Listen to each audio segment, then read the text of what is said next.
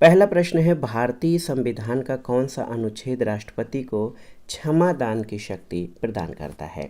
तो आप सभी साथी इसको पढ़े हैं। ये है अनुच्छेद 72।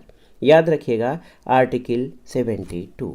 राष्ट्रपति को क्षमादान करने की शक्ति संविधान के अनुच्छेद 72 में प्राप्त है और इस अनुच्छेद के अनुसार राष्ट्रपति को किसी अपराध के लिए सिद्ध दोष ठहराए गए व्यक्ति के दंड को क्षमा करने, उसके साथ उसका प्रविलंबन, विराम, परिहार और लघुकरण की शक्ति भी प्राप्त है।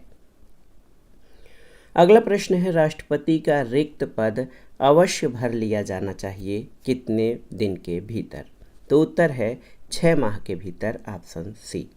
दोस्तों, संविधान के अनुच्छेद 62 के अनुसार राष्ट्रपति की पदावधि की समाप्ति से हुई रिक्ति को भरने के लिए निर्वाचन पदावधि की समाप्ति से पहले ही पूर्ण कर लिया जाएगा। अनुच्छेद 62(2) के अनुसार यदि रिक्त राष्ट्रपति की मृत्यु, पद त्याग या पद से हटाए जाने के कारण हुई है तो उसके रिक्ति को भरने के लिए निर्वाचन रिक्ति होने की तारीख के पश्चात यथाशीघ्र और प्रत्येक दशा में 6 माह बीतने से पहले किया जाएगा और रिक्ति को भरने के लिए निर्वाचित व्यक्ति अनुच्छेद 56 के उपबंधों के अधीन रहते हुए अपने पद ग्रहण की तारीख से 5 वर्ष की अवधि तक पद धारण करने का हकदार होगा। तो दोस्तों, आप जान लीजिए कि राष्ट्रपति जो है अपने पद ग्रहण की तारीख से 5 वर्ष की अवधि तक जो है अपना पद धारित करता है। अगला प्रश्न है, भारत के राष्ट्रपति का चुनाव किस रीति से होता है? तो उत्तर है एकल संक्रमणीय मत से। संविधान के अनुच्छेद 55 में राष्ट्रपति के निर्वाचन की रीति दी गई है। इसके अनुसार भारत के राष्ट्रपति का चुनाव आनुपातिक प्रतिनिधित्व प्रणाली के एकल संक्रमणीय मत पद्धति से गुप्त मतदान के द्वारा होता है और अनुच्छेद 54 के तहत राष्ट्रपति का निर्वाचन एक निर्वाचक मंडल के द्वारा होता है। ये प्रश्न महत्वपूर्ण है और इस निर्वाचक मंडल में संसद के दोनों सदनों के निर्वाचित सदस्य और राज्यों की विधानसभाओं के निर्वाचित सदस्य शामिल होते हैं। अनुच्छेद 71 के तहत राष्ट्रपति अथवा उपराष्ट्रपति के निर्वाचन से संबंधित विवादों की जांच और निपटारा उच्चतम न्यायालय द्वारा किया जाता है।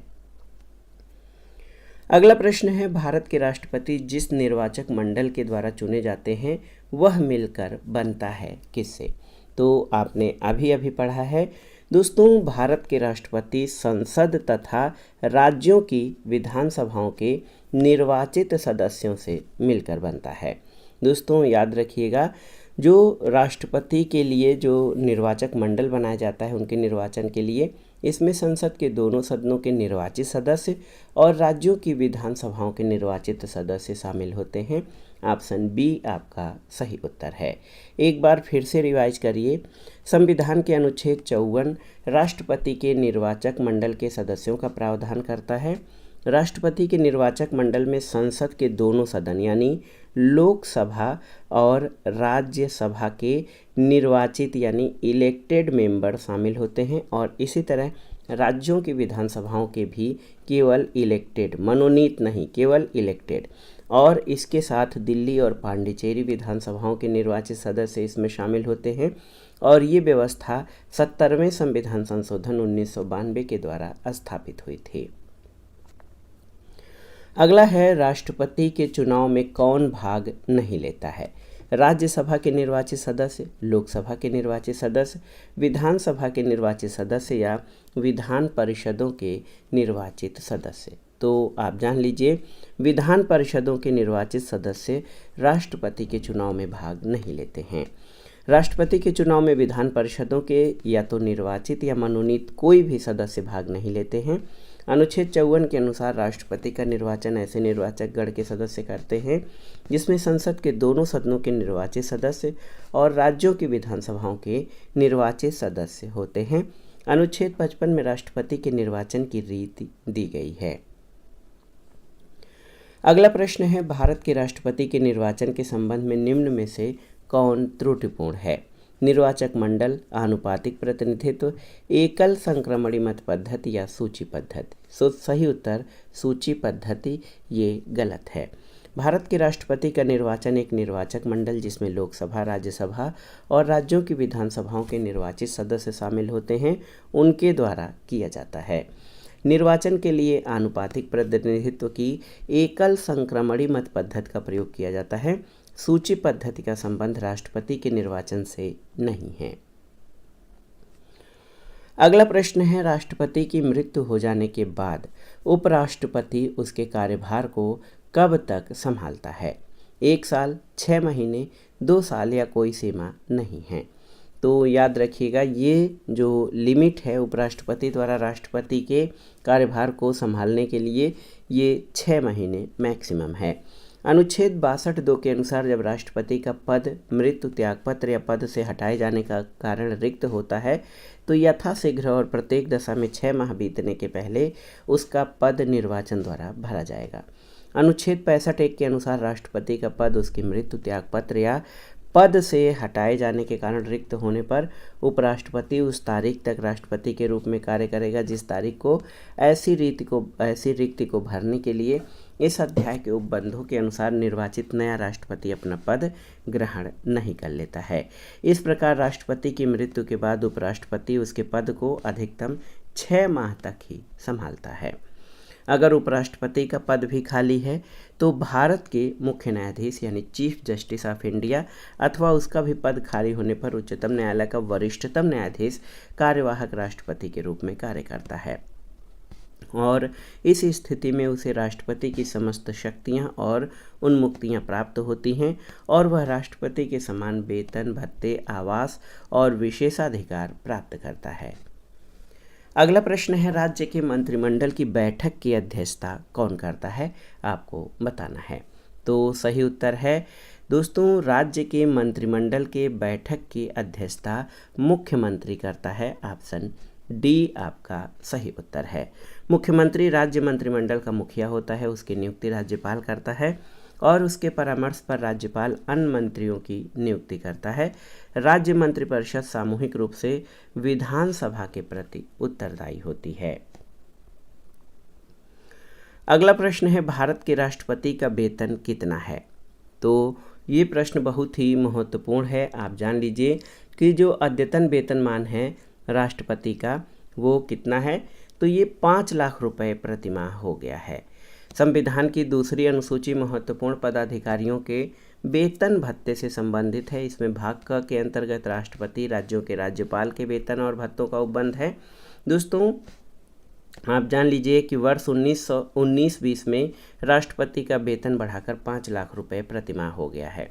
जनवरी 2020 तक महत्वपूर्ण अधिकारियों के जो वेतनमान है उपराष्ट्रपति का 4 लाख, राज्यपाल का 3.5 लाख रुपए प्रतिमाह, सुप्रीम कोर्ट के मुख्य न्यायाधीश का 2,80,000, सुप्रीम कोर्ट के अन्य न्यायाधीशों का 2,50,000, उच्च न्यायालय के मुख्य न्यायाधीश का 2,50,000 और उच्च न्यायालय के अन्य न्यायाधीशों का 2,25,000, नियंत्रक और महालेखा परीक्षक का 2,50,000, भारत के कैबिनेट सचिव का 2,50,000 और संघ लोक सेवा आयोग के अध्यक्ष का वेतन 2,50,000 रुपये प्रतिमाह होता है।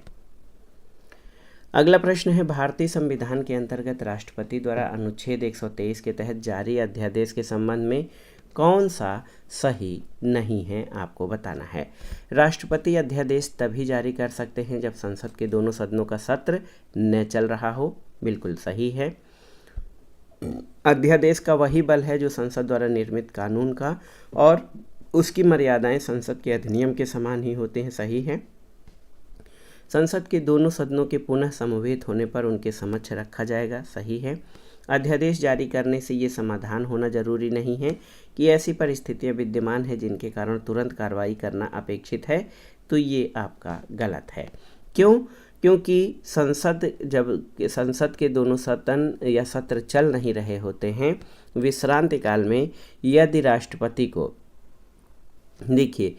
राष्ट्रपति को ये समाधान हो जाए कि ऐसी परिस्थितियां विद्यमान हैं जिसके कारण तुरंत कार्रवाई आवश्यक है, तो वो अध्यादेश जारी कर सकता है अनुच्छेद 123 के अंतर्गत। दोस्तों इस अध्यादेश का वही बल और प्रभाव होगा जो संसद द्वारा पारित किए गए अधिनियम का होता है। अध्यादेश को संसद के दोनों सदनों के समक्ष उनके पुनः समवेत होने के 6 सप्ताह के भीतर रखा जाता है और संसद द्वारा अनुमोदित होने के बाद 6 माह तक अध्यादेश प्रभावी रहता है। अगला प्रश्न है, राष्ट्रपति अध्यादेशों को तभी लागू करते हैं जब, तो उत्तर है संसद का सत्र चालू नहीं होता है। अनुच्छेद 123 में कहा गया है कि उस समय को छोड़कर जबकि संसद के दोनों सदन सत्र में हों, किसी समय यदि राष्ट्रपति को ये समाधान हो जाए कि ऐसी परिस्थितियां विद्यमान हैं जिसके कारण तुरंत कार्रवाई आवश्यक है, तो वो अध्यादेश जारी कर सकता है। राष्ट्रपति द्वारा जारी किए गए अध्यादेश को संसद सत्र के प्रारंभ होने के 6 सप्ताह के भीतर उसके द्वारा अनुमोदित कराना आवश्यक होगा, अन्यथा ये प्रभाव में नहीं रहेगा। राष्ट्रपति के समान ही राज्यों में राज्यपाल भी अनुच्छेद 213 के तहत अध्यादेश जारी कर सकता है। अगला प्रश्न है, राष्ट्रपति पर महाभियोग लगाने का अधिकार किसे प्राप्त है? आपको बताना है। ऑप्शन है सर्वोच्च न्यायालय को, लोकसभा अध्यक्ष को, संसद के दोनों सदनों को या प्रधानमंत्री को। तो सही उत्तर है संसद के दोनों सदनों में से किसी को। ऑप्शन सी सही उत्तर है। दोस्तों, महाभियोग प्रक्रिया का वर्णन अनुच्छेद 61 में किया गया है। अनुच्छेद 61 के अनुसार राष्ट्रपति पर महाभियोग का आरोप संसद का कोई सदन लगाएगा और दूसरा सदन उस आरोप का अन्वेषण करेगा या कराएगा, और ऐसे अन्वेषण में स्वयं उपस्थित होने का अथवा प्रतिनिधित्व कराने का राष्ट्रपति को अधिकार होगा। उल्लेखनीय है कि संविधान का उल्लंघन करने पर संसद द्वारा राष्ट्रपति पर महाभियोग चलाया जाता है। अगला प्रश्न है, भारत के संविधान के किस अनुच्छेद के अंतर्गत भारत के राष्ट्रपति पर महाभियोग चलाया जा सकता है? तो उत्तर है अनुच्छेद 61। दोस्तों, भारत के राष्ट्रपति को उसके पद से हटाने के लिए संविधान के अनुच्छेद 61 के तहत उस पर महाभियोग चलाया जा सकता है। राष्ट्रपति पर महाभियोग उसके द्वारा संविधान का अतिक्रमण करने पर चलाया जाता है। महाभियोग की कार्रवाई संसद के किसी भी सदन में आरोप के माध्यम से प्रारंभ की जा सकती है। सदन में आरोप की प्रास्थापना के 14 दिन पूर्व राष्ट्रपति को इसकी लिखित सूचना दी जानी चाहिए। साथ ही उस पर सदन के 1/4 सदस्यों का हस्ताक्षर होना चाहिए। आरोप लगाने वाले सदन द्वारा अपने 2/3 बहुमत से संकल्प पारित कर दिए जाने पर दूसरा सदन आरोप की जांच करेगा। इस समय राष्ट्रपति को भी अपना पक्ष रखने का अधिकार होगा, और जांच के बाद यदि दूसरा सदन भी 2/3 बहुमत से आरोप साबित होने का संकल्प पारित कर देता है तो उस स्थिति से राष्ट्रपति अपने पद से हट जाएगा। उल्लेखनीय है कि राष्ट्रपति के ऊपर या राष्ट्रपति के विरुद्ध महाभियोग एक अर्ध न्यायिक यानी सेमी जुडिशियल प्रक्रिया है। अगला है, निम्नलिखित में से किसकी नियुक्ति भारत के राष्ट्रपति द्वारा नहीं की जाती है? राजदूत, प्रधानमंत्री, महान्यायवादी या उपराष्ट्रपति? तो सही उत्तर उपराष्ट्रपति की। राष्ट्रपति अपनी कार्यपालिका शक्ति के अधीन प्रधानमंत्री, केंद्रीय मंत्री और महान्यायवादी, नियंत्रक, महालेखा परीक्षक, निर्वाचन आयोग, वित्त आयोग, संघ लोक सेवा आयोग, इनके सदस्यों, राज्यपाल और राजदूतों आदि की नियुक्ति करता है। लेकिन उपराष्ट्रपति की नियुक्ति राष्ट्रपति द्वारा नहीं की जाती है। अनुच्छेद 66 के अनुसार उपराष्ट्रपति का निर्वाचन होता है। अनुच्छेद 66 के अनुसार उपराष्ट्रपति का निर्वाचन एक निर्वाचक मंडल के द्वारा होता है। संसद के दोनों सदनों के सभी सदस्य, इसमें लोकसभा और राज्यसभा के निर्वाचित और मनोनीत सदस्य भाग लेते हैं। राज्यों की विधानसभाओं के जो सदस्य हैं इसमें भाग नहीं लेते। उपराष्ट्रपति अपना त्यागपत्र राष्ट्रपति को संबोधित करके देता है और इसे ऐसे संकल्प द्वारा हटाया जा सकता है जिसे राज्यसभा के तत्कालीन समस्त सदस्यों के बहुमत से पारित किया गया हो तथा जिससे लोकसभा सहमत हो। अगला प्रश्न है, राष्ट्रपति अपना त्यागपत्र निम्नलिखित में से किसे संबोधित कर दे सकता है? उपराष्ट्रपति को, लोकसभा स्पीकर को, प्रधानमंत्री को या भारत के प्रधान न्यायाधीश को? तो सही उत्तर राष्ट्रपति अपना त्यागपत्र उपराष्ट्रपति को संबोधित करके दे सकता है, और ये अनुच्छेद 56(1) के अनुसार उपराष्ट्रपति इसकी सूचना लोकसभा अध्यक्ष को तुरंत देता है, अनुच्छेद 56(2) के अनुसार। दोस्तों, भारतीय संविधान में राष्ट्रपति में संघ की कार्यपालिका शक्ति और संघ के रक्षा बलों का सर्वोच्च समादेश निहित करना संयुक्त राज्य अमेरिका के संविधान से लिया गया है। संविधान के अनुच्छेद 67 के अनुसार उपराष्ट्रपति अपने पद ग्रहण की तारीख से 5 वर्ष की अवधि तक पद धारण करेगा। उपराष्ट्रपति को राज्यसभा के तत्कालीन समस्त सदस्यों के ऐसे बहुमत से पारित संकल्प तथा लोकसभा की सहमति से हटाया जा सकता है, जिसके लिए उपराष्ट्रपति को 14 दिन पूर्व की लिखित सूचना दी जानी चाहिए।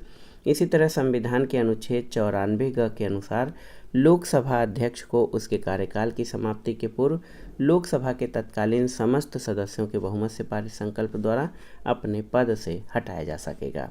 अनुच्छेद 124(2) के अनुसार उच्चतम न्यायालय का कोई न्यायाधीश राष्ट्रपति को संबोधित अपने हस्ताक्षर सहित लेख द्वारा अपना पद त्याग सकेगा।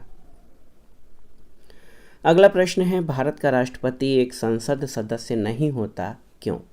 तो सही उत्तर आपका हो जाएगा कि उसे ये देखना है कि वो निष्पक्ष रहे।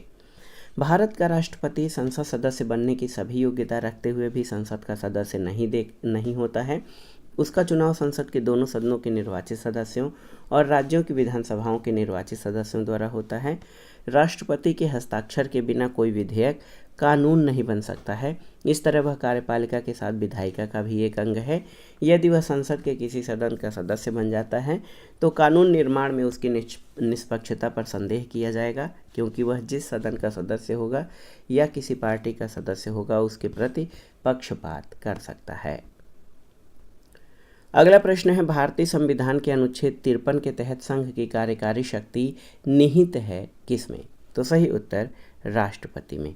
संविधान के अनुच्छेद 53(1) में कहा गया है कि संघ की कार्यपालिका शक्ति राष्ट्रपति में निहित है और वह इसका प्रयोग इस संविधान के अनुसार स्वयं या अपने अधीनस्थ प्राधिकारियों के द्वारा करेगा। अगला प्रश्न है, केंद्र में राष्ट्रपति शासन लगाया जाता है। बहुत ही महत्वपूर्ण प्रश्न है, ध्यान से सुनिएगा। केंद्र में राष्ट्रपति शासन लगाया जाता है लोकसभा चुनाव के दौरान, आपातकाल के दौरान, यदि प्रधानमंत्री की मृत्यु हो जाए या कभी नहीं। संविधान में इसका प्रावधान नहीं है। तो केंद्र में राष्ट्रपति शासन कभी नहीं लगाया जाता है और राष्ट्रपति शासन वस्तुतः अनुच्छेद 356 के तहत संवैधानिक तंत्र विफल होने की दशा में राज्यों में लगाया जाता है। केंद्र में राष्ट्रपति शासन लगाए जाने का प्रावधान नहीं है। दोस्तों, भारतीय संविधान के भाग 18 में आपात संबंधी उपबंधों का उल्लेख किया गया है। राष्ट्रपति अनुच्छेद 352 के तहत युद्ध, बाह्य आक्रमण या सशस्त्र विद्रोह की स्थिति में आपात की घोषणा कर सकता है। संविधान के अनुच्छेद 352 में उल्लिखित आंतरिक अशांति शब्द के स्थान पर 44वें संशोधन 1978 के द्वारा सशस्त्र विद्रोह शब्द को रखा गया है। अनुच्छेद 355 के अनुसार संघ का ये कर्तव्य है कि बाह्य आक्रमण और आंतरिक अशांति से प्रत्येक राज्य की रक्षा करे। अगला प्रश्न है, संविधान के किस अनुच्छेद ने राष्ट्रपति को सरकार से सूचना प्राप्त करने का अधिकार प्रदान किया है? ऑप्शन है 78(1), 75(1), 78(2) या इनमें से कोई नहीं। तो सही उत्तर 78(2) ऑप्शन सी। संविधान के अनुच्छेद 78 में राष्ट्रपति को जानकारी देने के संबंध में प्रधानमंत्री के कर्तव्य का उल्लेख है। अनुच्छेद 78 के प्रधानमंत्री पर ये दायित्व डालता है कि संघ के कार्यों के प्रशासन के बारे में तथा विधान विषयक प्रस्थापनाओं के बारे में मंत्रिपरिषद जो भी निर्णय करे वह उन सभी की सूचना राष्ट्रपति को दे। अनुच्छेद 78 के अनुसार संघ के कार्यकलाप और प्रशासन संबंधी तथा विधान विषयक प्रस्थापनाओं संबंधी जो जानकारी राष्ट्रपति मांगे वह दे। अगला प्रश्न है, राष्ट्रपति द्वारा जारी एक अध्यादेश संसद के पुनः जुटने के बाद कितने दिन तक प्रभावी रहता है? बहुत ही महत्वपूर्ण प्रश्न है। 1 सप्ताह, 1 महीना, 6 सप्ताह या 8 सप्ताह? तो सही उत्तर 6 सप्ताह ऑप्शन सी। दोस्तों, अनुच्छेद 123 के अनुसार उस समय को छोड़कर जब संसद के दोनों सदन सत्र में हैं, राष्ट्रपति अध्यादेश जारी कर सकता है। ये अध्यादेश संसद के पुनः सत्र में आने की तिथि से 6 सप्ताह बाद समाप्त हो जाएगा यदि संसद इस बीच उसे अनुमोदित नहीं कर देती है।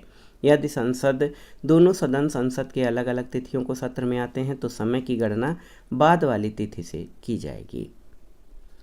अगला प्रश्न है, सर्वसम्मति से निर्वाचित भारत के राष्ट्रपति कौन थे? तो सही उत्तर है नीलम संजीव रेड्डी। दोस्तों, एन संजीव रेड्डी सर्वसम्मत से यानी निर्विरोध भारत के राष्ट्रपति चुने जाने वाले एकमात्र व्यक्ति हैं। उनका कार्यकाल 1977 से 1982 था।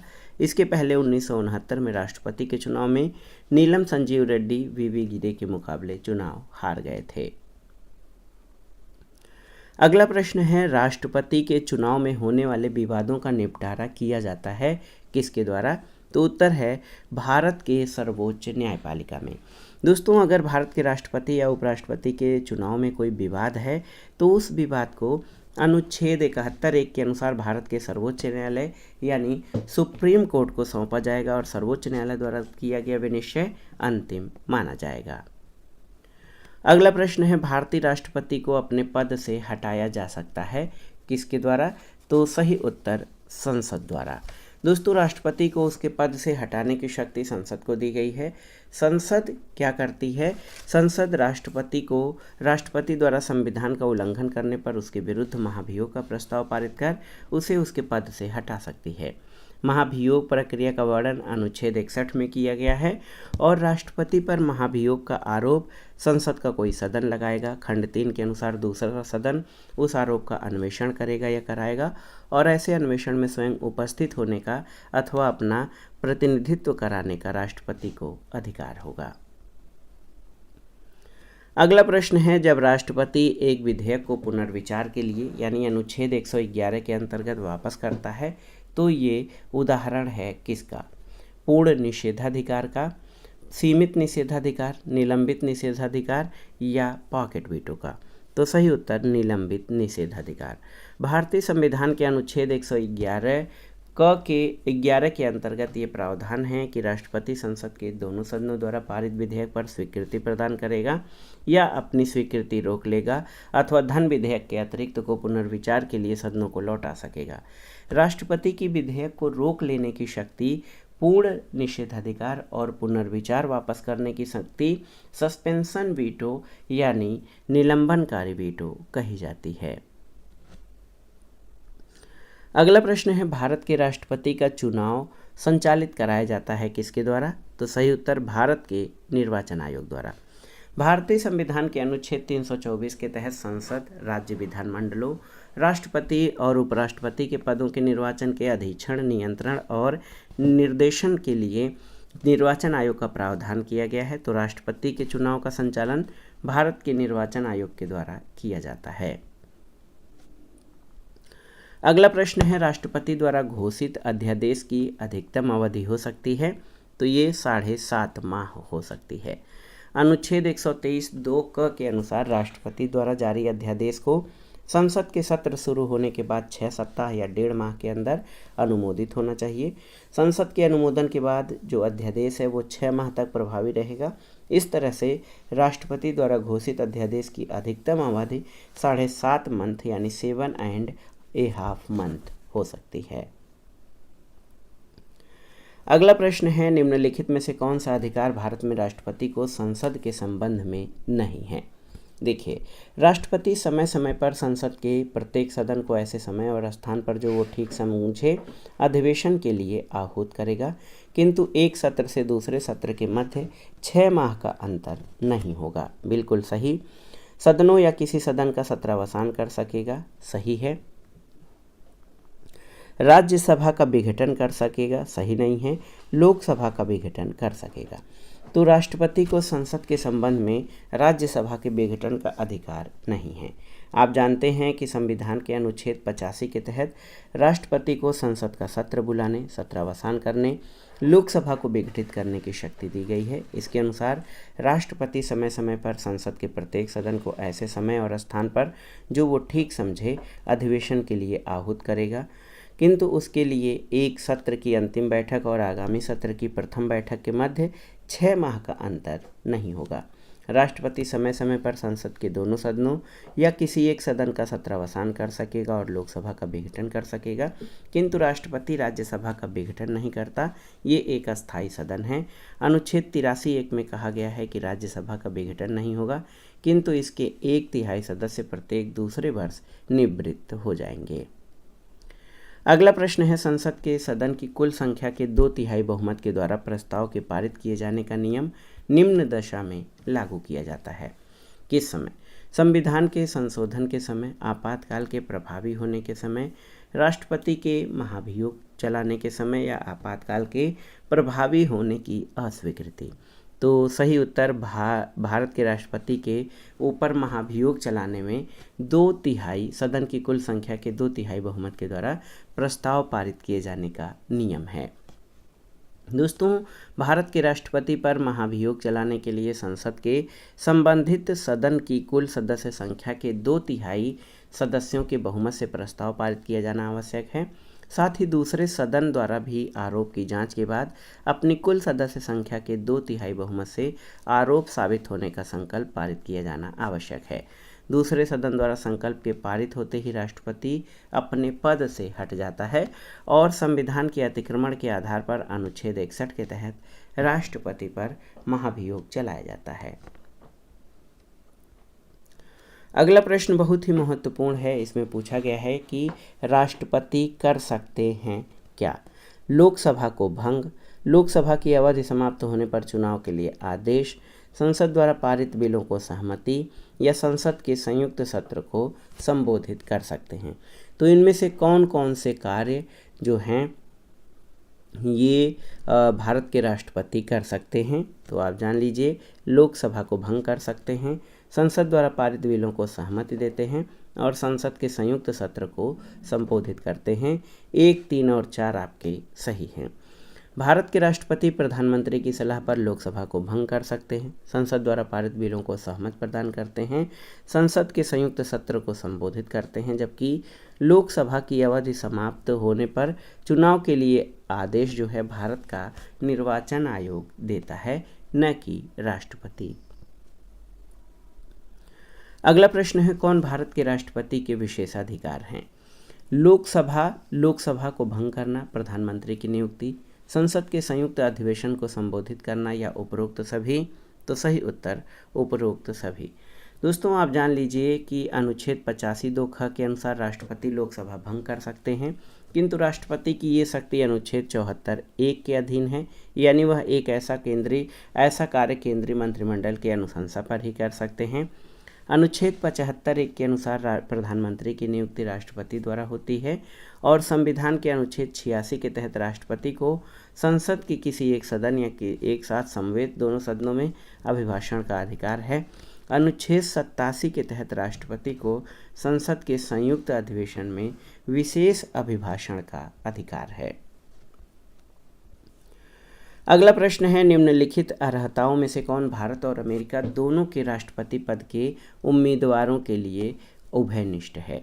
नागरिकता, न्यूनतम आयु, आवासीय शर्त या विधायिका के लोकप्रिय सदन के सदस्य होने की योग्यता? तो सही उत्तर न्यूनतम आयु। दोस्तों 35 वर्ष की न्यूनतम आयु भारत और अमेरिका दोनों के राष्ट्रपति पद के उम्मीदवारों के लिए एक समान है। अगला प्रश्न है, कौन द्वितीय वरीयता के मतों से भारत का राष्ट्रपति निर्वाचित हुआ था? तो सही उत्तर वी गिरी यानी वाराह वेंकट गिरी। दोस्तों 1969 के राष्ट्रपति चुनाव में वी गिरी स्वतंत्र उम्मीदवार, नीलम संजीव रेड्डी कांग्रेस के पार्टी के घोषित उम्मीदवार थे। इस निर्वाचन के समय दूसरे चक्र की मतगणना के पश्चात वी गिरी ने विजय प्राप्त की। राष्ट्रपति वी गिरी राष्ट्रपति निर्वाचन में भ्रष्ट आचरण के आरोप में विवाद की सुनवाई के समय सर्वोच्च न्यायालय के न्यायाधीश SM सीकरी की अध्यक्षता वाली पीठ के सम्मुख उपस्थित हुए थे। अगला प्रश्न है, 1962 के क्यूबा मिसाइल संकट के समय अमेरिका का राष्ट्रपति कौन था? आपको बताना है। तो सही उत्तर केनेडी। अक्टूबर 1962 में तत्कालीन सोवियत संघ अब रूस द्वारा क्यूबा में अमेरिका को निशाना बनाकर परमाणु मिसाइलें तैनात की गई थीं, जिसके कारण दोनों देश परमाणु युद्ध के मुहाने पर खड़े हो गए थे। इस संकट को क्यूबा मिसाइल संकट कहा जाता है। ये संकट तत्कालीन अमेरिकी राष्ट्रपति जॉन एफ कैनेडी, संयुक्त राष्ट्र महासचिव ह्यू थांट और सोवियत प्रमुख निकिता ख्रुश्चेव के आपसी समझौतों के बाद समाप्त हुआ था। राष्ट्रपति के बाद आइए उपराष्ट्रपति यानी वाइस प्रेसिडेंट से संबंधित महत्वपूर्ण प्रश्नों को देखते हैं। पहला प्रश्न है, भारत का उपराष्ट्रपति चुना जाता है? तो उत्तर है लोकसभा तथा राज्यसभा के सभी सदस्यों द्वारा। इसमें निर्वाचित और मनोनीत सभी लोग शामिल होते हैं।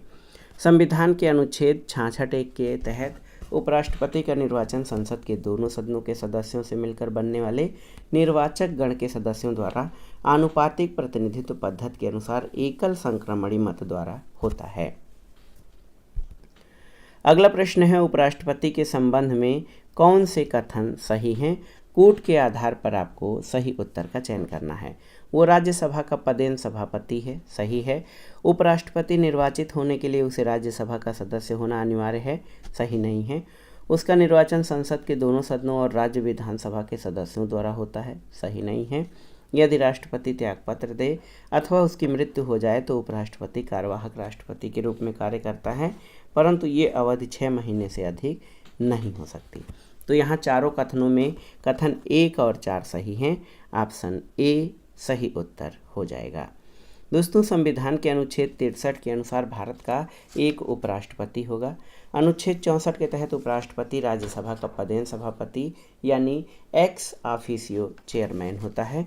और अनुच्छेद 62(2) के अनुसार राष्ट्रपति के मृत्यु, त्यागपत्र या पदच्युति या अन्य कारण से हुई उसके पद की रिक्ति को भरने के लिए निर्वाचन रिक्त तिथि से 6 माह बीतने से पहले किया जाएगा। अतः अनुच्छेद 65(1) के अंतर्गत उपराष्ट्रपति 6 माह तक कार्यवाहक राष्ट्रपति रह सकता है। उपराष्ट्रपति निर्वाचित होने के लिए राज्यसभा का सदस्य बनने की योग्यता जरूरी है, न कि सदस्यता। और उपराष्ट्रपति के निर्वाचन में विधानसभा सदस्य भाग नहीं लेते। केवल कथन 1 और 4 सही है। अगला प्रश्न है, भारत के उपराष्ट्रपति को पद की शपथ कौन दिलाता है? तो उत्तर है भारत का राष्ट्रपति। दोस्तों, भारत के उपराष्ट्रपति को पद की शपथ भारत के राष्ट्रपति दिलाते हैं। उपराष्ट्रपति के शपथ का प्रारूप अनुसूची 3 में नहीं बल्कि अनुच्छेद 69 में दिया गया है। अगला प्रश्न है, कौन एक सदन का सदस्य बने बगैर सदन की अध्यक्षता करता है? तो ये है भारत का उपराष्ट्रपति, क्योंकि भारत का उपराष्ट्रपति राज्यसभा का सदस्य नहीं होता, वो राज्यसभा का पदेन अध्यक्ष होता है और लोकसभा अध्यक्ष लोकसभा का सदस्य होता है, जबकि राज्यसभा का अध्यक्ष जो है वो उपराष्ट्रपति होता है। अगला प्रश्न है, भारत के उपराष्ट्रपति को कौन पद मुक्त कर सकता है? आपको बताना है। तो सही उत्तर है राज्यसभा और लोकसभा दोनों। अनुच्छेद 67 के अनुसार उपराष्ट्रपति को उसके पद से तभी हटाया जा सकता है जब इस हेतु संकल्प राज्यसभा के तत्कालीन सभी सदस्यों के बहुमत से पारित हो जाता है, जिससे कि लोकसभा सहमत हो। अगला प्रश्न है, भारत के उपराष्ट्रपति को हटाने का प्रस्ताव पेश किया जा सकता है केवल लोकसभा में, संसद के किसी सदन में, संसद की संयुक्त बैठक में या केवल राज्यसभा में? तो सही उत्तर उपराष्ट्रपति को हटाने के लिए जो प्रस्ताव है केवल राज्यसभा में पेश किया जा सकता है, लोकसभा में नहीं। उपराष्ट्रपति को उसके पद से हटाने के लिए किसी विशेष आधार या महाभियोग जैसी विशेष प्रक्रिया का प्रावधान नहीं है। राज्यसभा द्वारा अपने बहुमत से पारित प्रस्ताव, जिसे लोकसभा सहमति प्रस्ताव कर देती है, सहमत प्रदान कर देती है, उसके द्वारा उपराष्ट्रपति को उसके पद से हटाया जा सकता है। अगला प्रश्न है, भारत के उपराष्ट्रपति का कार्यकाल कितने वर्ष का होता है? तो सही उत्तर 5 वर्ष का है। संविधान के अनुच्छेद 63 के अनुसार भारत का एक उपराष्ट्रपति होगा। संविधान में उपराष्ट्रपति पद के लिए किसी विशेष कार्य का उपबंध नहीं है। उपराष्ट्रपति राज्यसभा का पदेन सभापति होता है और राज्यसभा के सभापति को देय वेतन और भत्तों का हकदार होता है। उपराष्ट्रपति अपने पद ग्रहण की तारीख से 5 वर्ष तक पद धारण करता है। अगला प्रश्न है, देखिए बहुत ही महत्वपूर्ण प्रश्न है कि भारत का उपराष्ट्रपति अपने पद पर 5 वर्ष की अवधि तक बना रहता है, लेकिन वह अपने पद से इससे पहले भी त्यागपत्र दे सकता है, जिसे वो संबोधित करेगा किसे? तो सही उत्तर राष्ट्रपति को। दोस्तों, अनुच्छेद 67 क के अनुसार उपराष्ट्रपति अपने पद ग्रहण की तारीख से 5 वर्ष की अवधि तक पद धारण करेगा, लेकिन वो राष्ट्रपति को संबोधन अपने हस्ताक्षर सहित लेख द्वारा अपना पद त्याग सकेगा। अन्य महत्वपूर्ण तथ्यों में आप देखिए, अनुच्छेद 64 के अनुसार उपराष्ट्रपति राज्यसभा का पदेन सभापति होगा और अन्य कोई लाभ का पद धारण नहीं करेगा। जिस किसी अवधि के दौरान उपराष्ट्रपति अनुच्छेद 65 के तहत राष्ट्रपति के रूप में कार्य करता है, उस अवधि के दौरान वह राज्यसभा के सभापति के कर्तव्यों का पालन नहीं करेगा। अनुच्छेद 66(1) के तहत उपराष्ट्रपति का चुनाव लोकसभा और राज्यसभा के सभी सदस्यों द्वारा आनुपातिक प्रतिनिधित्व प्रणाली के अनुसार एकल संक्रमणी मत द्वारा होता है और ऐसा निर्वाचन गुप्त मतदान के द्वारा होता है। अगला प्रश्न और आज की वीडियो का आखिरी प्रश्न है दोस्तों, आप देख सकते हैं कि निम्नलिखित में से कौन भारत का उपराष्ट्रपति नहीं था? ऑप्शन है डॉक्टर राधाकृष्णन, डॉक्टर जाकिर हुसैन, भैरों सिंह शेखावत या फखरुद्दीन अली अहमद। तो सही उत्तर फ़खरुद्दीन अली अहमद ये भारत के उपराष्ट्रपति नहीं रहे हैं। भारत के उपराष्ट्रपति डॉक्टर राधाकृष्णन 1952 से 62, डॉक्टर जाकिर हुसैन 1962 से 67, भैरव सिंह शेखावत 2002 से 2007 रह चुके हैं। फ़खरुद्दीन अली अहमद केवल भारत के राष्ट्रपति रहे हैं, न कि भारत के उपराष्ट्रपति। वर्तमान में जगदीप धनखड़ भारत के उपराष्ट्रपति हैं। तो ये था आज का वीडियो। नागरिक शास्त्र, राजनीति विज्ञान और विभिन्न परीक्षाओं के सामान्य ज्ञान और सामान्य अध्ययन के लिए भारतीय संविधान के अंतर्गत राष्ट्रपति और उपराष्ट्रपति से संबंधित महत्वपूर्ण प्रश्नों का रिवीजन, जो आपके आगामी परीक्षाओं के लिए बहुत ही उपयोगी है। आप इन प्रश्नों को अच्छे से तैयार कर लीजिए। वीडियो आपको कैसा लगा हमें कमेंट बॉक्स में ज़रूर बताइएगा। वीडियो को लाइक करें, शेयर करें और इस चैनल मार्गदर्शन फॉर सिविल सर्विसेज को सब्सक्राइब करें। वीडियो देखने के लिए धन्यवाद दोस्तों। नमस्कार। पहला प्रश्न है दोस्तों, भारतीय संविधान का अनुच्छेद जो राष्ट्रपति को क्षमा दान की शक्ति प्रदान करता है। तो आप जान लीजिए, भारतीय संविधान का अनुच्छेद 72 राष्ट्रपति को क्षमा दान की शक्ति प्रदान करता है और इस अनुच्छेद के अनुसार राष्ट्रपति को किसी अपराध के लिए सिद्ध दोष ठहराए गए व्यक्ति के दंड को क्षमा करने के साथ उसका प्रविलंबन, विराम, परिहार और लघुकरण की भी शक्ति प्राप्त है। अगला प्रश्न है दोस्तों, राष्ट्रपति का रिक्त पद अवश्य भर लिया जाना चाहिए कितने समय के भीतर। तो उत्तर है, राष्ट्रपति का रिक्त पद अवश्य ही 6 माह के भीतर भर लिया जाना चाहिए। दोस्तों, संविधान के अनुच्छेद 62(1) के अनुसार राष्ट्रपति की पदावधि की समाप्ति से हुई रिक्ति को भरने के लिए निर्वाचन पदावधि की समाप्ति से पहले ही पूर्ण कर लिया जाएगा और अनुच्छेद 62(2) के अनुसार यदि रिक्त राष्ट्रपति की मृत्यु, पद त्याग या पद से हटाए जाने के कारण हुई है तो उसके रिक्ति को भरने के लिए निर्वाचन रिक्ति होने की तारीख के पश्चात यथाशीघ्र और प्रत्येक दशा में 6 माह बीतने से पहले किया जाएगा और रिक्ति को भरने के लिए निर्वाचित व्यक्ति अनुच्छेद 56 के उपबंधों के अधीन रहते हुए अपने पद ग्रहण की तारीख से 5 वर्ष की अवधि तक पद धारण करने का अधिकार होगा या हकदार होगा। अगला प्रश्न है दोस्तों, भारत के राष्ट्रपति का चुनाव होता है कैसे। तो ये एकल संक्रमणीय मत प्रणाली के द्वारा भारतीय राष्ट्रपति या भारत के राष्ट्रपति का चुनाव होता है।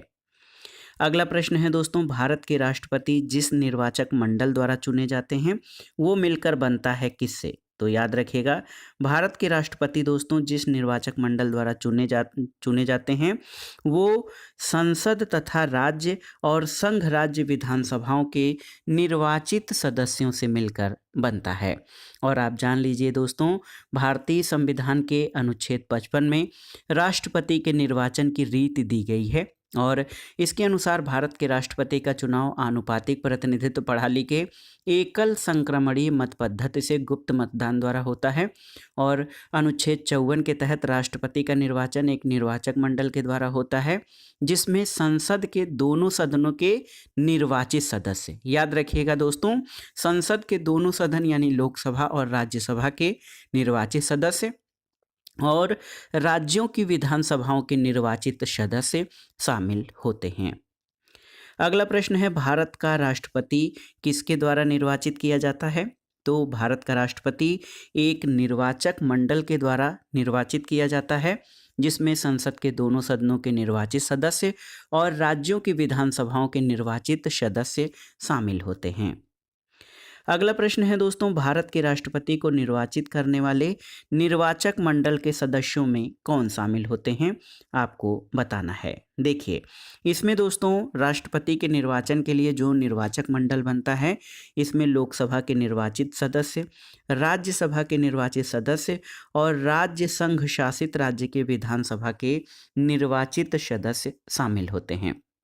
और आप जान लीजिए दोस्तों, संविधान के अनुच्छेद 54 के तहत राष्ट्रपति के निर्वाचक मंडल में जो सदस्य होते हैं उसमें संसद के दोनों सदनों के निर्वाचित सदस्य, राज्यों की विधानसभाओं के निर्वाचित सदस्य और दिल्ली और पांडिचेरी विधानसभाओं के निर्वाचित सदस्य शामिल होते हैं। और दिल्ली और पांडिचेरी विधानसभाओं के निर्वाचित सदस्यों का प्रावधान जो है 70वें संविधान संशोधन 1992 के द्वारा अंतः स्थापित किया गया है। अगला प्रश्न है दोस्तों, राष्ट्रपति की शक्तियों के संबंध में सही कथन क्या है? तो दोस्तों ये निर्वाचन आयोग की अनुशंसा पर अनुच्छेद 103 के अंतर्गत किसी संसद सदस्य को अयोग्य घोषित कर सकते हैं। ये राष्ट्रपति की शक्तियों के संबंध में सही कथन है। और बहुत ही महत्वपूर्ण प्रश्न है दोस्तों कि राष्ट्रपति की शक्ति के संबंध में कौन सा कथन सही है? तो ये राष्ट्रपति की शक्ति के संबंध में सही कथन है। अगला प्रश्न है दोस्तों, भारतीय संविधान का अनुच्छेद जो संसद को इस बात के लिए समर्थ बनाता है कि वह राष्ट्रपति और उपराष्ट्रपति के पदों का मृत्यु, त्यागपत्र, हटाए जाने अथवा अन्यथा की वजह से रिक्त हो जाने पर आकस्मिकता के लिए प्रावधान करे, तो ये व्यवस्था अनुच्छेद 70 में दी गई है। अगला प्रश्न है दोस्तों, पॉकेट वीटो या जेबी वीटो का उपयोग करने वाले भारत के प्रथम राष्ट्रपति कौन थे? तो ये थे ज्ञानी जैल सिंह।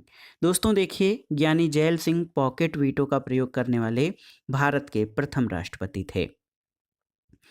अगला प्रश्न है दोस्तों, राष्ट्रपति के निर्वाचक मंडल में दिल्ली और पुडुचेरी विधानसभा के निर्वाचित सदस्यों को शामिल किया गया है। किसके द्वारा?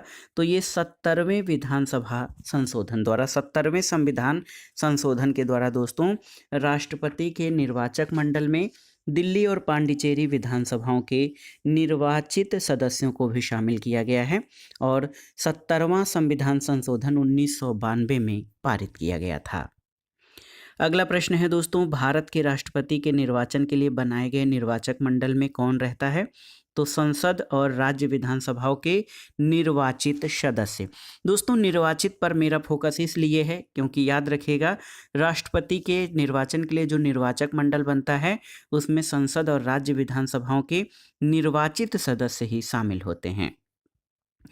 राष्ट्रपति के चुनाव में कौन भाग नहीं लेते? तो राष्ट्रपति के चुनाव में विधान परिषदों के निर्वाचित सदस्य दोस्तों ये शामिल नहीं होते हैं।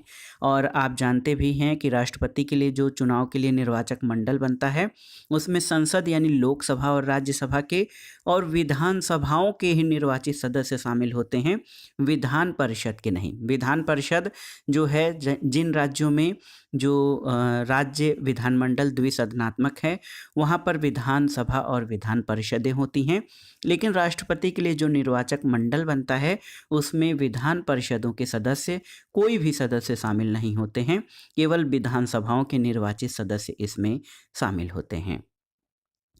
भारत के राष्ट्रपति के निर्वाचन के संबंध में कौन सा त्रुटिपूर्ण है? तो दोस्तों सूची पद्धति का प्रयोग नहीं किया जाता है भारत के राष्ट्रपति के लिए। भारत के राष्ट्रपति के निर्वाचन के लिए दोस्तों आनुपातिक प्रतिनिधित्व की एकल संक्रमणीय मत पद्धति का प्रयोग किया जाता है। अगला प्रश्न है, राष्ट्रपति की मृत्यु हो जाने के बाद उपराष्ट्रपति उसके कार्यभार को कब तक संभालता है? तो 6 महीने तक, और ये सीमा मैक्सिमम 6 महीने रखी गई है, उसके अंदर ही राष्ट्रपति के लिए निर्वाचन कर लिया जाना चाहिए। अगला प्रश्न है दोस्तों, राज्य के मंत्रिमंडल के बैठक की अध्यक्षता कौन करता है? तो ये मुख्यमंत्री करते हैं। और यदि राष्ट्रपति का पद रिक्त हो जाता है तो भारत का राष्ट्रपति या भारत का उपराष्ट्रपति राष्ट्रपति के रूप में कितने समय तक कार्य कर सकता है? तो उत्तर है 6 माह तक। आप जान लीजिए कि दोस्तों राष्ट्रपति का पद रिक्त होता है तो भारत का उपराष्ट्रपति जो है ये 6 माह तक राष्ट्रपति के रूप में कार्य कर सकता है। अगला प्रश्न है, भारत के राष्ट्रपति का वेतन कितना है? तो याद रखिएगा दोस्तों, भारत के राष्ट्रपति का वेतन जो है आप देख लीजिए 5 लाख रुपए प्रतिमाह है। और आप जान लीजिए दोस्तों, संविधान की दूसरी अनुसूची में महत्वपूर्ण पदाधिकारियों के वेतन भत्ते से संबंधित प्रावधान है और इसमें भाग क के अंतर्गत राष्ट्रपति और राज्यों के राज्यपालों के वेतन भत्तों का उपबंध है। और दोस्तों जनवरी 2020 तक महत्वपूर्ण पदाधिकारियों के जो अद्यतन वेतनमान हैं उसमें आप देख सकते हैं कि राष्ट्रपति का वेतन प्रतिमाह जो है ये 5 लाख रुपए है, उपराष्ट्रपति का 4 लाख रुपए, राज्यपाल का 3.5 लाख रुपए, सुप्रीम कोर्ट के मुख्य न्यायाधीश का 2,80,000, सुप्रीम कोर्ट के अन्य न्यायाधीशों का 2,50,000, उच्च न्यायालय के मुख्य न्यायाधीश का 2,50,000, उच्च न्यायालय के अन्य न्यायाधीशों का 2,25,000, नियंत्रक और महालेखा परीक्षक का 2,50,000, भारत के कैबिनेट सचिव का 2,50,000 रुपये और संघ लोक सेवा आयोग के अध्यक्ष का जो वेतन है वो 2,50,000 रुपये प्रतिमाह होता है। अगला प्रश्न है दोस्तों, देखिए भारतीय संविधान के अंतर्गत राष्ट्रपति द्वारा अनुच्छेद 1, 2, 3 के तहत जारी अध्यादेश के संबंध में कौन सा कथन सही है? तो अध्यादेश के बारे में जो सही कथन है दोस्तों, राष्ट्रपति अध्यादेश यानी ऑर्डिनेंस तभी जारी कर सकते हैं जब संसद के दोनों सदनों का सत्र न चल रहा हो। अध्यादेश का वही बल है जो संसद द्वारा निर्मित कानून का है और उसकी मर्यादाएं संसद के अधिनियम के समान होती हैं और संसद के दोनों सदनों के पुनः समवेत होने पर उनके समक्ष रखा जाएगा। अगला प्रश्न है दोस्तों, राष्ट्रपति द्वारा जारी अध्यादेश के संबंध में कौन सा कथन सही नहीं है? तो देखिए, अध्यादेश जारी करने के लिए ये समाधान होना जरूरी नहीं है कि ऐसी परिस्थितियां विद्यमान हैं जिनके कारण तुरंत कार्रवाई करना अपेक्षित है। दोस्तों, ये बहुत ही महत्वपूर्ण है।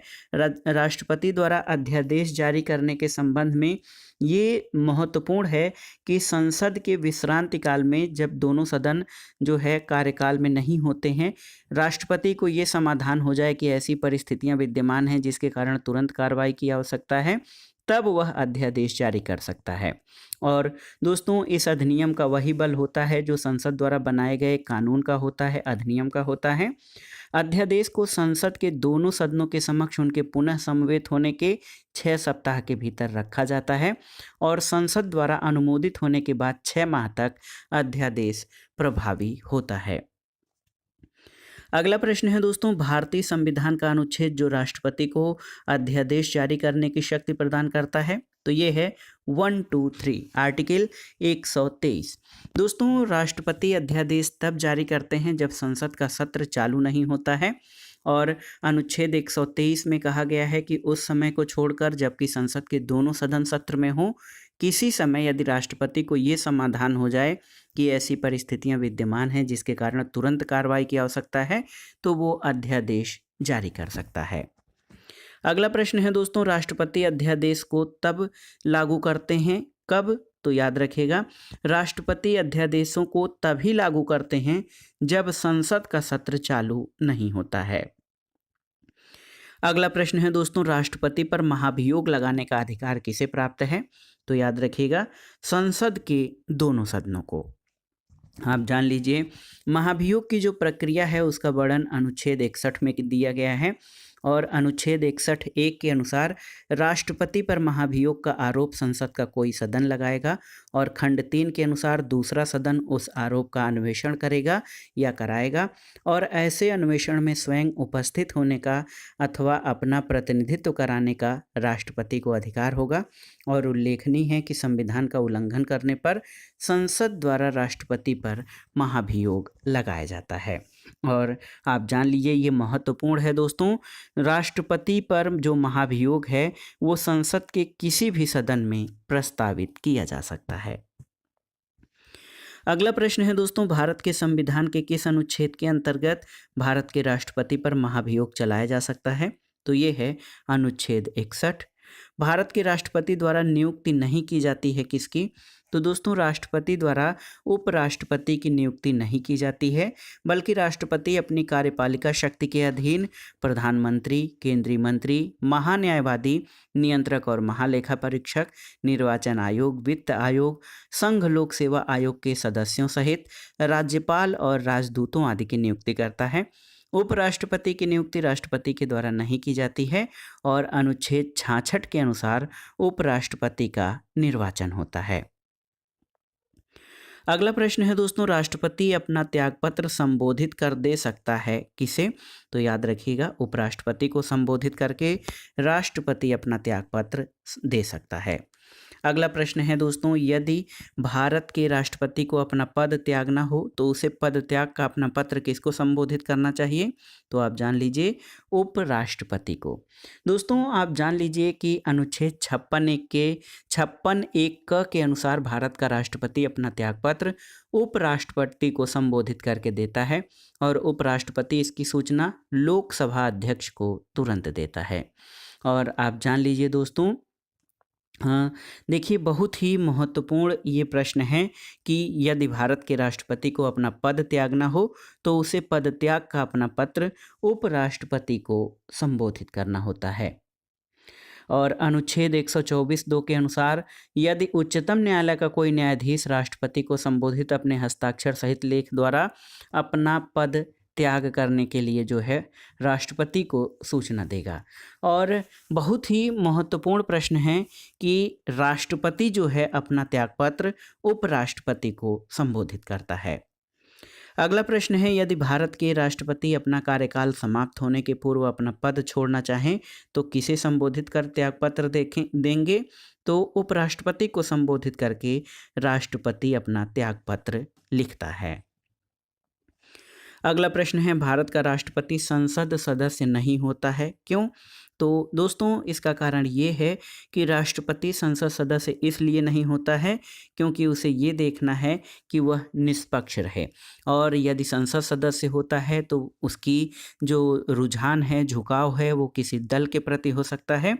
उसकी निष्पक्षता जो है निष्पक्ष नहीं रह सकता। इसीलिए भारत का राष्ट्रपति संसद का सदस्य नहीं होता क्योंकि उसे निष्पक्ष रहना होता है।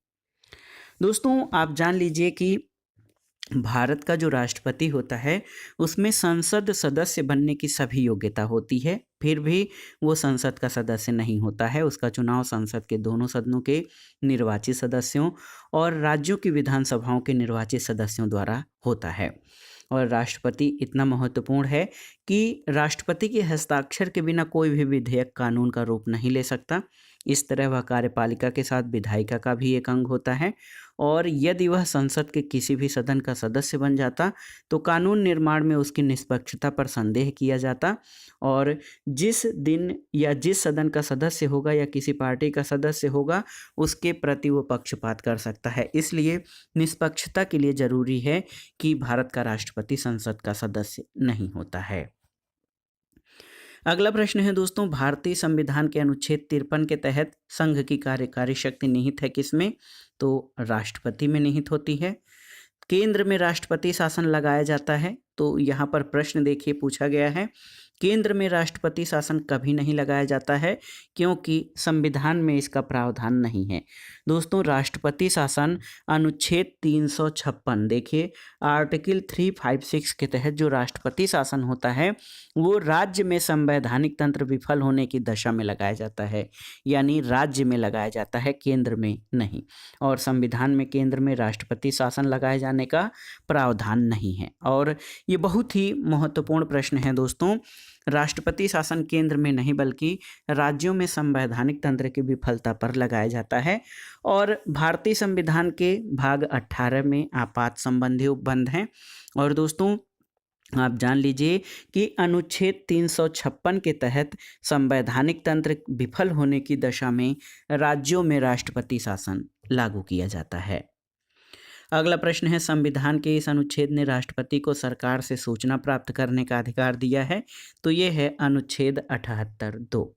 याद रखिएगा, संविधान के अनुच्छेद 78 में राष्ट्रपति को जानकारी देने के संबंध में प्रधानमंत्री के कर्तव्य का उल्लेख है।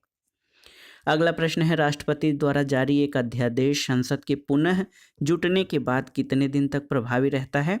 तो ये 6 सप्ताह तक प्रभावी रहता है।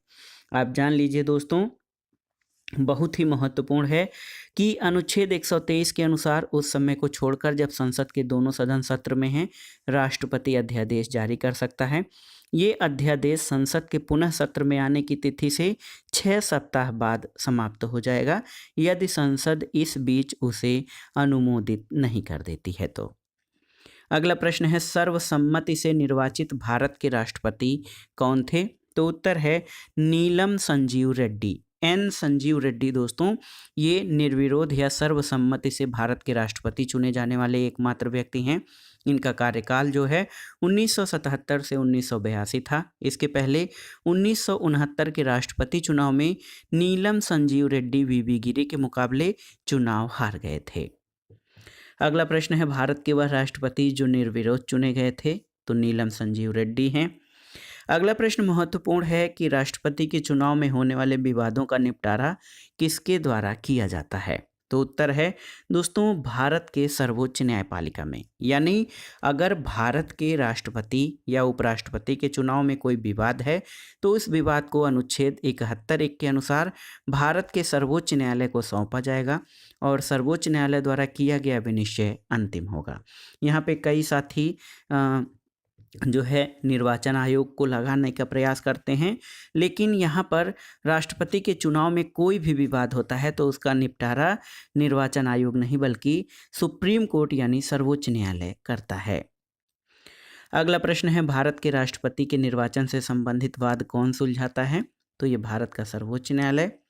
भारतीय राष्ट्रपति अपने पद से हटाया जा सकता है किसके द्वारा, तो संसद के द्वारा। दोस्तों राष्ट्रपति को उसके पद से हटाने की शक्ति संसद को दी गई है और संसद राष्ट्रपति द्वारा संविधान का उल्लंघन करने पर उसके विरुद्ध महाभियोग का प्रस्ताव पारित कर उसे उसके पद से हटा सकती है।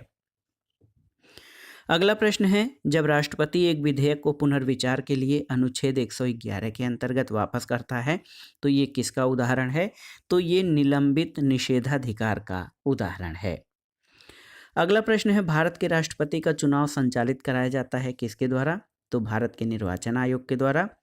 राष्ट्रपति द्वारा घोषित अध्यादेश की अधिकतम अवधि कितने दिन तक हो सकती है, तो उत्तर है दोस्तों ये अवधि 7.5 माह तक हो सकती है। कैसे, तो आप जान लीजिए कि राष्ट्रपति द्वारा जो अध्यादेश जारी होता है वो संसद का सत्र शुरू होने के बाद 6 सप्ताह या 1.5 माह के अंदर अनुमोदित होना चाहिए और संसद के अनुमोदन के बाद अध्यादेश 6 माह तक प्रभावी रहता है। तो इस तरह से राष्ट्रपति द्वारा घोषित अध्यादेश की अधिकतम अवधि 6 माह और 1.5 माह यानी 7.5 मंथ की हो सकती है, यानी अधिकतम 7.5 माह तक। अगला प्रश्न है, निम्नांकित अधिकार भारत में राष्ट्रपति को संसद के संबंध में है। पहला ये है कि राष्ट्रपति समय समय पर संसद के प्रत्येक सदन को ऐसे समय और स्थान पर जो ठीक समझे अधिवेशन के लिए आहूत करेगा, किंतु एक सत्र से दूसरे सत्र के मध्य 6 माह का अंतर नहीं होगा और सदनों या किसी सदन का सत्रावसान कर सकेगा। ये भारत में राष्ट्रपति को संसद के संबंध में अधिकार प्राप्त हैं। अगला प्रश्न है, राष्ट्रपति को संसद के संबंध में कौन सा अधिकार प्राप्त नहीं है, तो ये अधिकार नहीं है कि वो राज्यसभा का विघटन कर सकेगा। आप जान लीजिए दोस्तों राज्यसभा का विघटन होता नहीं है, ये एक अस्थायी सदन है। दोस्तों आप जान लीजिए कि राष्ट्रपति राज्यसभा का विघटन नहीं कर सकता है क्योंकि ये एक अस्थायी सदन है। अनुच्छेद 83(1) में कहा गया है कि राज्यसभा का विघटन नहीं होगा, किंतु इसके 1/3 सदस्य प्रत्येक दूसरे वर्ष निवृत्त हो जाते हैं। अगला प्रश्न है दोस्तों, संसद के सदन की कुल संख्या के 2/3 बहुमत के द्वारा प्रस्ताव के पारित किए जाने का नियम निम्न दशा में लागू किया जाता है, तो ये भारत के राष्ट्रपति पर महाभियोग चलाने के संबंध में। देखिए दोस्तों भारत के राष्ट्रपति पर महाभियोग चलाने के लिए संसद के संबंधित सदन के कुल सदस्य संख्या के 2/3 सदस्यों के बहुमत से प्रस्ताव पारित किया जाना जरूरी होता है। साथ ही दूसरे सदन द्वारा भी दोस्तों आरोप की जांच के बाद अपनी कुल सदस्य संख्या के 2/3 बहुमत से आरोप के साबित होने का संकल्प पारित किया जाना जरूरी है और दूसरे सदन द्वारा संकल्प के पारित होते ही राष्ट्रपति अपने पद से हट जाता है। और आप जान लीजिए एक ही आधार है राष्ट्रपति पर महाभियोग चलाने का, वो ये है संविधान का अतिक्रमण। अगला प्रश्न है दोस्तों, भारत के राष्ट्रपति कर सकते हैं क्या, तो ये लोकसभा को भंग कर सकते हैं, संसद द्वारा पारित बिलों को सहमति देते हैं और संसद के संयुक्त सत्र को संबोधित करते हैं। तो देखिए ये भारत के राष्ट्रपति के कार्यों में शामिल है। अगला प्रश्न है भारत के राष्ट्रपति के विशेषाधिकार कौन कौन से हैं? तो देखिए, लोकसभा को भंग करना, प्रधानमंत्री की नियुक्ति और संसद के संयुक्त अधिवेशन को संबोधित करना, ये भारत के राष्ट्रपति के विशेषाधिकार हैं। अगला प्रश्न है भारत और अमेरिका दोनों के राष्ट्रपति पद के उम्मीदवारों के लिए उभयनिष्ठ अर्हता क्या है? तो ये है न्यूनतम आयु 35 वर्ष होनी चाहिए। अगला प्रश्न है कौन द्वितीय वरीयता के मतों से भारत का राष्ट्रपति निर्वाचित हुआ था? तो ये थे वी गिरी। दोस्तों, वाराह वेंकट गिरी जो है ये द्वितीय वरीयता के मतों से राष्ट्रपति निर्वाचित हुए थे। और आप जान लीजिए कि 1969 में राष्ट्रपति पद के चुनाव में वी गिरी स्वतंत्र उम्मीदवार और नीलम संजीव रेड्डी कांग्रेस पार्टी के घोषित उम्मीदवार थे। इस निर्वाचन के समय दूसरे चक्र की मतगणना के पश्चात वी गिरी ने विजय प्राप्त की और राष्ट्रपति वी गिरी राष्ट्रपति निर्वाचन में भ्रष्ट आचरण के आरोप में विवाद की सुनवाई के समय सर्वोच्च न्यायालय के न्यायाधीश SM सीकरी की अध्यक्षता वाली पीठ के सम्मुख उपस्थित हुए थे।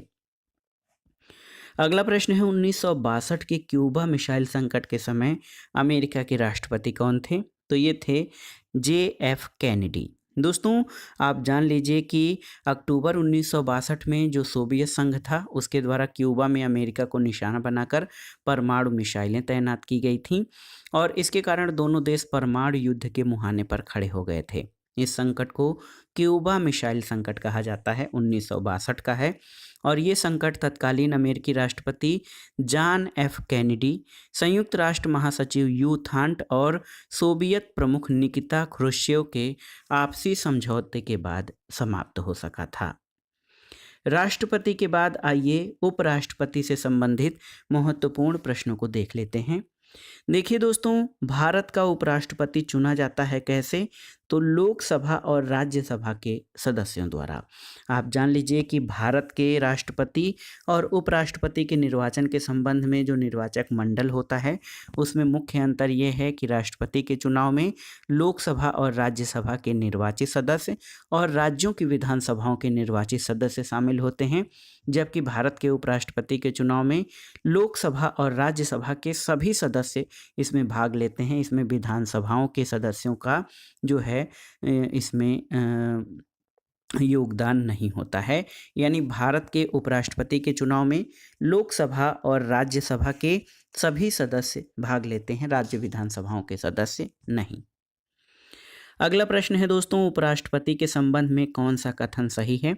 तो वह राज्यसभा का पदेन सभापति होता है तथा यदि राष्ट्रपति त्यागपत्र दे दे अथवा उसकी मृत्यु हो जाए तो उपराष्ट्रपति कार्यवाहक राष्ट्रपति के रूप में कार्य करता है, लेकिन यह अवधि 6 महीने से अधिक नहीं हो सकती है।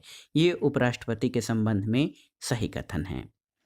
अगला प्रश्न है दोस्तों, भारत के उपराष्ट्रपति को पद की शपथ कौन दिलाता है? तो भारत का राष्ट्रपति दिलाता है। कौन एक सदन का सदस्य बने बगैर सदन की अध्यक्षता करता है? तो ये है भारत का उपराष्ट्रपति।